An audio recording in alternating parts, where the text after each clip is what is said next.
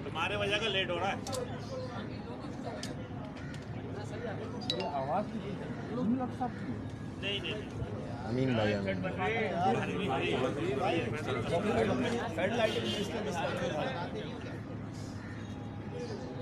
From Orangi town with love.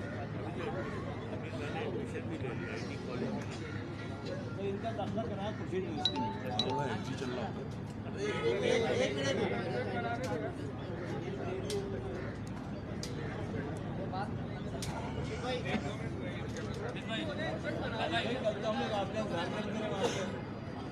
Khalid भाई हम लोग वहाँ इंतजार करते रहे और रहेंगे सर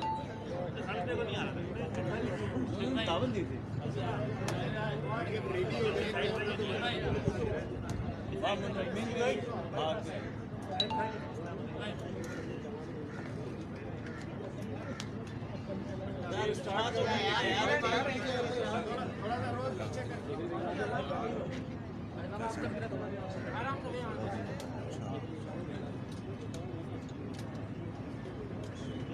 एक कुर्सी रहते आप बैठ जाओ ना।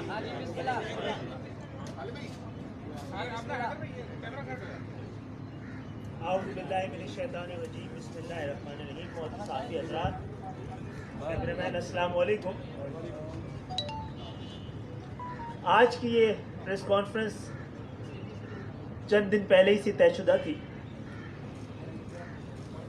और बड़े अहम नुक्ते के ऊपर थी, लेकिन क्योंकि कल मुझे मौका मिल गया इस्लामाबाद में, तो वहाँ पर मैं इस हवाले से बात कर चुका हूँ, तो हो सकता है मेरी गुफ्तगू में बहुत सारी चीज़ें दोहराई जा रही हों। आप सबके इल्म में है कि कई दहाइयों से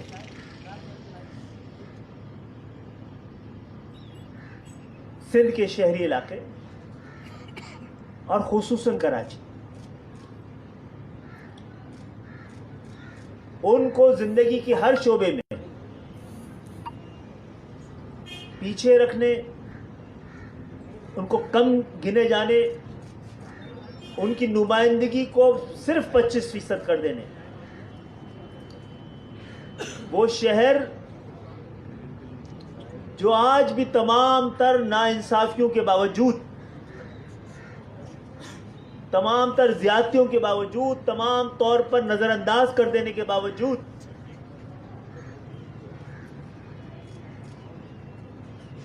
बड़े बड़े सरकारी ऑपरेशंस को बगैर वजह के भुगत लेने के बावजूद आज भी बड़ी जिम्मेदारी के साथ पाकिस्तान के खजाने में 60-65% अब भी अदा करता है, जो सिंध के रेवेन्यू का 95-97% अदा करता है। हमें कभी कभी लगता है कि कराची के साथ ज्यादतियों, नाइंसाफियों पर शायद कोई कौमी इत्तेफाक राय मौजूद है। बात सुनी भी जा रही होती है, लेकिन इस पे अमल दरामद नहीं हो रहा हो। तो हमारी आज की प्रेस कॉन्फ्रेंस का एक मकसद ये भी है हुकूमतों से, रियासतों से सबसे पूछना कि भाई कोई ऐसा कौमी कोई इत्तेफाक राय हो गया है तो कराची के अवाम को जरूर बता दिया।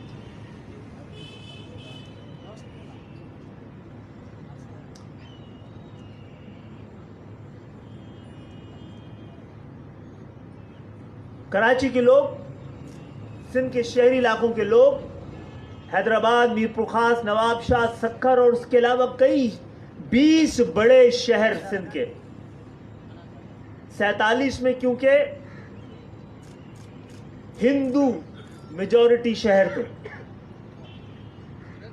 तो जिस मुआहदे के तहत महाजिर यहां आए और हिंदू यहां से गए, तो उन 20 बड़े शहरों में महाजिर अक्सरियती शहर थे। उन शहरों को और 4-5 जो बड़े शहर हैं उनको जिस तरह नज़रअंदाज किया गया है, उसकी अपनी तारीख है। और उसमें सबसे बड़ा जो ज्यादती की गई है کہ مردم شماری میں ان کی آبادیوں کو بہت کم کر کے دکھایا گیا ہے. یہ ہماری طرف سے الزام نہیں ہے. 2 دفعہ حکومتوں کے جانے کے بعد یہ ثابت ہو چکا ہے. یہ الزام ثابت ہو چکا ہے کہ کسی نہ کسی وقت پہ حکومتوں نے جان بوجھ کر ان آبادیوں کو کم دکھایا تھا. بھٹو صاحب کے دور میں تو اس وقت کے مردم شماری کے جو کمشنر تھے ان کو سزا بھی سنائی گئی. معزز صافی حضرات، اس دفعہ بھی حکومت میں شامل ہونے کے لیے ہم نے جو اپنا سب سے پہلا اور اولین نقطہ رکھا تھا وہ مردم شماری کا. یہ ہمارا کوئی سیاسی یا جماعتی مطالبہ نہیں ہے. کسی بھی مہذب معاشرے میں، جمہوری ملکوں میں اس بات کا تصور بھی یہاں موجود نہیں ہے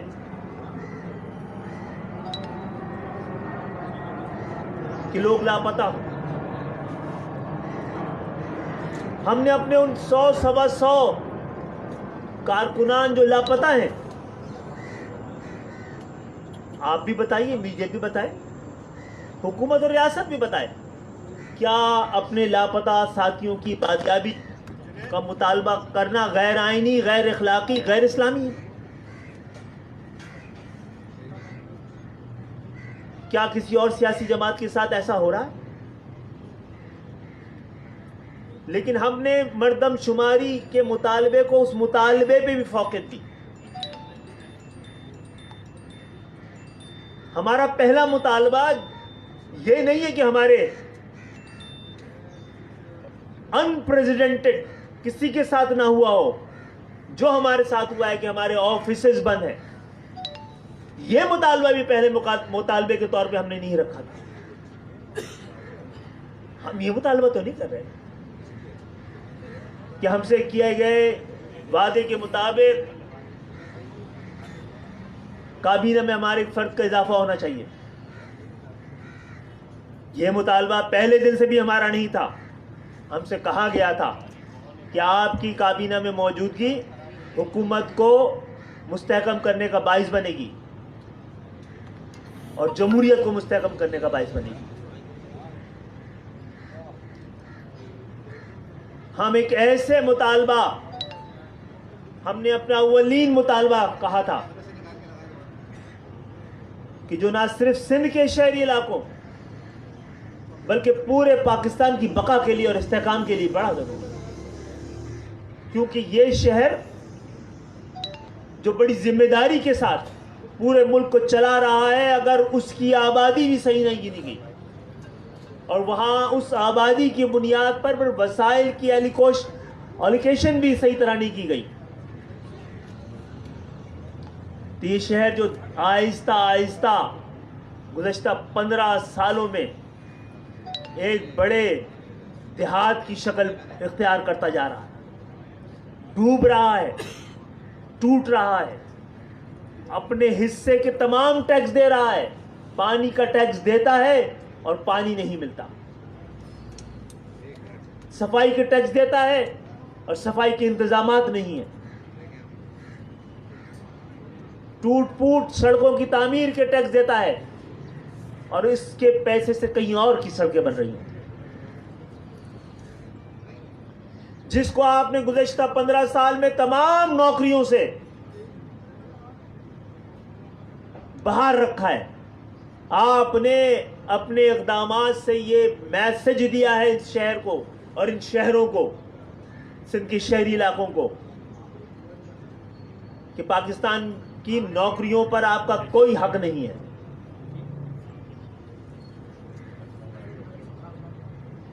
جبکہ ایوانوں میں بیٹھے ہوئے لوگوں سے لے کر تمام تنخواہیں، اگر یہ شہر ٹیکس نہ دے تو یہ تنخواہیں کہاں سے ادا کی جائیں؟ مردم شماری کے حوالے سے جو بات میں نے کل کہی ہے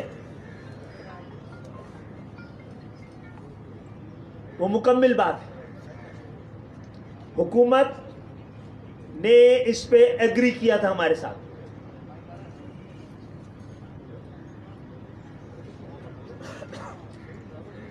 اور آخر وقت میں بھی جو بات چیت ہوئی تھی وہ اس سے مختلف ہوئی تھی. اس سے مختلف فیصلہ کیا گیا. اب ایم کیو ایم کو کیا کرنا چاہیے؟ جس وقت کابینہ میں یہ فیصلہ ہوا ہے اسی وقت کابینہ میں موجود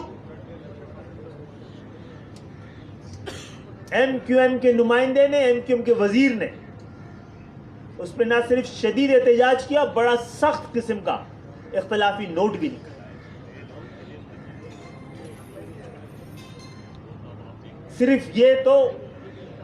صرف ہم ہی تو کراچی سے منتخب نہیں ہوئے نا.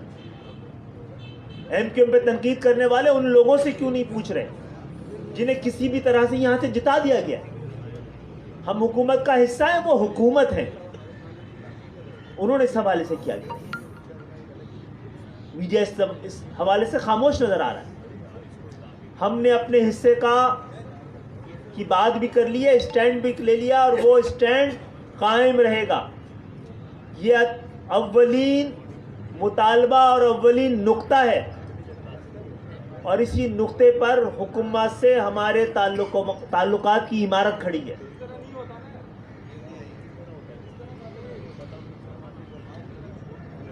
تو ہم نے فیصلہ کیا ہے کہ اس عوامی مطالبے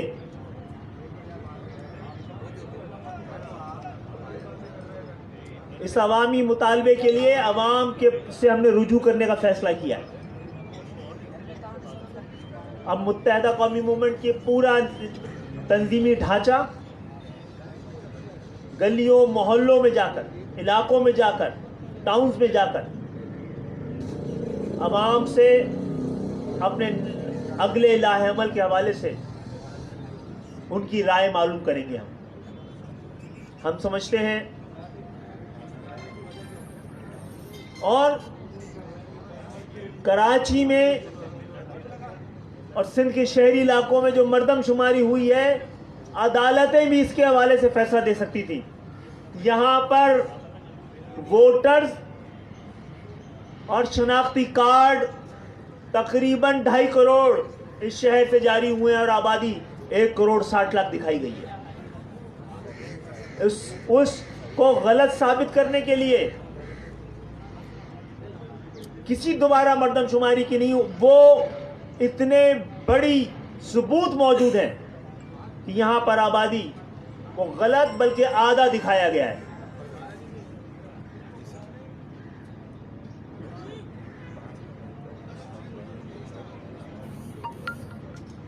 ہم آپ کو پہلے بھی کئی بار زحمت دے کے یہ بتا چکے ہیں کہ کراچی میں کئی ایسے بلاکس موجود ہیں سینسس کے جہاں پر ووٹر تو موجود ہے 100 آبادی 0 دکھائی گئی ہے.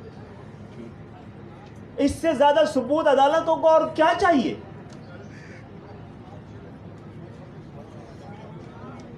تو ہم نے اپنے تحفظات، اپنے اعتراضات اور اپنا لاہ عمل حکومت کو بتا دیا ہے، اور عوام سے ہم رائے لینے جا رہے ہیں. ہمارا عوام کے ساتھ کھڑے ہو کر اس معاملے میں کوئی حتمی فیصلہ انشاءاللہ ہم بہت جلد کر پائیں گے. اور حکومت کو بھی یہ موقع دینا چاہتے ہیں کہ وہ بتائے، لیکن اس کے لیے وقت ہاتھ سے نکل رہا ہے، اس کے بھی اور ہمارے بھی، کہ اس کے پاس جو آئینی آپشن ہے، جو ہم نے بتائے تمام قانونی نکات ہیں، قانونی گنجائش ہے، آئینی آپشن ہے، قانونی آپشنز ہے، حکومت اس کو لینے میں کس وجہ سے تاخیر کر رہی ہے. جو کونسل آف کامن انٹرسٹ نے کہا تھا اور فیصلہ کیا تھا کہ 5% سیمپل آڈٹ کرایا جائے گا، अगर आपने हुकूमत ने, पिछली हुकूमत और इस हुकूमत ने अगर उसमें ताखीर की है तो ये कराची के लोगों और सिंध के शहरी इलाकों के लोगों का की वजह से नहीं है, उनका कसूर नहीं है। आप उसके लिए कोई ना कोई रास्ता निकालें और हुकूमत से मुखातिब है। हुकूमत के पास तमाम ऑप्शन होते हैं, आइन कानून में भी तब्दीली के, तरमीम के, और हम किसी तरमीम की भी हम समझते हैं ज़रूरत नहीं है। ये सारे आइनी ऑप्शन पाकिस्तान के आइन में मौजूद हैं। और साथ साथ ये भी कि हुकूमत को तो ये भी देखना चाहिए कि 18वीं तरमीम के नतीजे में उसका सबसे बड़ा निशाना सिंध के शहरी इलाके हैं। 18वीं तरमीम भी तो उस वक्त के लोगों ने तरमीम करवाई थी। क्या सिंध के शहरी इलाकों को इस बड़ी ज्यादती से उनको निकालने और छुटकारा देने के लिए एक और आईनी तरमीम की जरूरत है? और ये हमारा अहम तरीन मुतालबा है आज का। और आईनी तरमीम ऐसी नहीं होनी चाहिए। 18वीं तरमीम की बुनियाद ये थी क्या इख्तियारात नीले से निचली सतह पर मुंतकिल किए जाएं, यानी कुछ इख्तियारात वफाक सूबों को दे और उससे ज़्यादा इख्तियारात सूबे थर्ड टियर ऑफ गवर्नमेंट को दे। 18वीं तरमीम धोखा थी, कौम को धोखा दिया गया था। इस अजाब से भी सबसे ज़्यादा मुतासिर, वैसे तो पूरा पाकिस्तान मुतासिर है, कहीं के भी बल्दियाती निज़ाम आइन के तकाजे के मुताबिक नहीं है, लेकिन उसका सबसे बड़ा निशाना सिंध के शहरी इलाकों के लोग बन रहे हैं। आप सबकी आमद का शुक्रिया। खालिद भाई ये बताइए, हुकूमत में शामिल हुए थे उस वक्त 6 साल तो बात करेगा, आपका एग्रीमेंट हुआ था। इस अरसे में आपने क्या मुज़ाकरात किए, आपको जवाब क्या मिला, कौन को ये बताइए। आप सेंसस के हवाले से, सेंसस के हवाले से इस पर एक कमेटी बना दी गई थी और उसकी सिफारिशात भी तैयार थी, और उसमें यह ऑप्शन भी मौजूद था कि क्योंकि पिछले सेंसस 8 साल ताख़ीर से हुए हैं, तो नया सेंसस 8 साल अर्ली करा लिया जाए ताकि पाकिस्तान वापस ट्रैक पे आ जाए। और उस पर एग्री किया गया था। ये आईनी गुंजाइश मौजूद है, ये आईनी ऑप्शन मौजूद है और इसको हुकूमत को इस्तेमाल करना चाहिए। खालिद भाई ये बताइएगा कि अभी आपने फरमाया कि जब ये काबीना में पेश हुआ तो आपके जो नुमाइंदे थे उन्होंने एतराज़ जमा कराया, मगर एक और शख्स भी काबीना में है जो मुंतखब आपकी पार्टी से हुए हैं, कोटा आपके ना हो मगर वो MQM के सेनेटर हैं, उन्होंने सपोर्ट किया, उनके खिलाफ आपने क्या कार्रवाई की? और दूसरा सवाल भी सुन लीजिए, आपने उन्होंने कहाँ पे सपोर्ट किया? कैबिनेट में? शुमारी वाले उन्होंने सपोर्ट ही किया, कैबिनेट में नहीं किया। फरोग नसीम साहब ने सपोर्ट नहीं किया। इख्तिलाफी नोट इनका आ गया, उन्होंने सपोर्ट नहीं किया, बल्कि इख्तिलाफी नोट का ने वो शामिल थे लिखने में। खालिद भाई, मौजूदा सूरत-ए-हाल में वफाक और सिंध आप दोनों को मिलकर एक लॉलीपॉप दे रहे मफाहम है, दोनों की अंदर खुफिया चल रही है। इस सूरत-ए-हाल में सूबाई हुकूमत और वफाकी हुकूमत ने कोटा सिस्टम वहाँ पर रहते हुए करवा लिया। सेंसस के मामले पर आप लोगों को जो है वो बेवकूफ़ बना के रखा गया। जिस तरह आपने वफाकी वजीर की हैसियत से इस्तीफा दिया था, क्या मुमकिन है कि आपका एक वफाकी वजीर इस मामले के ऊपर जो है आप राब्ता कमेटी इस पे नोटिस? ये सबसे आसान ऑप्शन है, पहले भी इस्तेमाल करते रहे, इससे आगे जाके भी इस्तेमाल कर सकते हैं। खालिद भाई मेरा सवाल जो दूसरा था वो ये रह गया कि आप भी कल भी आपने कहा, आज भी इंडिया दिया क्या कर रही होगा, तो हुकूमत में रहना हमारे लिए मुश्किल है और हम आवाम के पास जाएंगे। सर पहले भी आप प्रेस कॉन्फ्रेंस में इसका इज़हार करते रहे कि हमारे काम चले, आवाम तो आपसे पूछ रही कि भाई जब आपकी कोई बात नहीं मानी जा रही तो आप हुकूमत में क्यों? मैंने आपसे इसीलिए किया है कि आवाम के पास जा रहे हैं, आवाम के पास जाके इसको फाइनलाइज करेंगे। आवाम के पास जाने का क्या तरीका है? जलसे जुलूस करेंगे, रैलियाँ करेंगे? और दूसरा ये बताते हैं, साबिक वज़ीर दाखिला रहमान मलिक, उन्होंने इमरजेंसी लगाने का कहा, इमरजेंसी, उस पर आपका क्या मौक़िफ़ है? कहाँ पे लगाने है? पाकिस्तान में इमरजेंसी कोविड-19 की वजह से। जी। कोविड-19 की सूरत हाल अगर यूरोप जैसी होगी तो फिर ये शायद मजबूरी बन जाए। मर्दमशुमारी के हवाले से प्रेस कॉन्फ्रेंस की, क्या उसके बाद मुफ्ती नगर पर कोई आपका राब्ता हुआ है और आपका इसमें क्या वर्डिंग? जी हाँ, आपको मेरा लबो लहजा बता रहा है कि ऐसा हुआ है। और जो ऑप्शंस की बात की जा रही है, तो मेरे ख्याल है उनका तो कहना है कि हम आपके जो ऑप्शंस आपने बताए थे, मुतालबे थे, हम उससे एग्री करते हैं, बल्कि हम वही चाहते हैं। उनका कहना है कि ये जो फैसला काबीना का था, ये उसके अगले कदम के लिए ज़रूरी था, हम ऐसा नहीं समझते। तो उस पर जब बैठ के बात होगी तो हम देखते हैं हुकूमत क्या कहना चाहती है।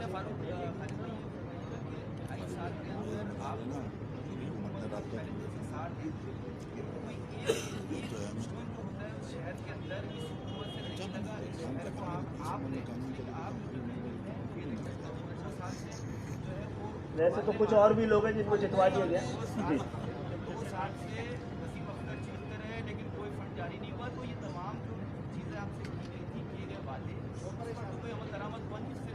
और आप ये इलेक्शन बहुत भी आने हैं, तमाम चीज़ों को आपको फेस करना है, और आप पुरानी पार्टी में लेकिन ये सूरत नज़र आ रही है, आपके लिए भी नुकसानदेह है। जी बिल्कुल नुकसानदेह है, और हमें अपने उस नुकसान से ज़्यादा परवाह इस शहर और इन शहरी इलाकों की है कि जिनके आबा अजदाद ने ये पाकिस्तान बनाया था, जो पाकिस्तान के जिनके रगों में पाकिस्तान खून बन के दौड़ता है, अगर उनको ही आपने हमें अपनी सियासी बका से ज़्यादा इनकी बका का ख्याल है। और आप सही कह रहे हैं, वो बहुत सारे फैसलों पे अमल दरामद इतना, उसकी रफ्तार इतनी सुस्त है कि लगता है कि ये रफ्तार ही दम ना तोड़ दे। आपका पहला मुतालबा मर्दमशुमारी था, आप कह रहे हैं कि हुकूमत ने आपसे एग्री किया था, फिर आप क्या समझते हैं कि वो उन्होंने एग्री किया था, उसके बावजूद आप क्या समझते हैं कि एमक्यूएम और वो पीटीआई और इस्टेब्लिशमेंट इस्तेमाल कर रही है? एमक्यूएम को एमक्यूएम इस्तेमाल नहीं हो रही है, वरना आपसे बात नहीं कर रही है। डॉक्टर साहब ये बता दीजिएगा, जो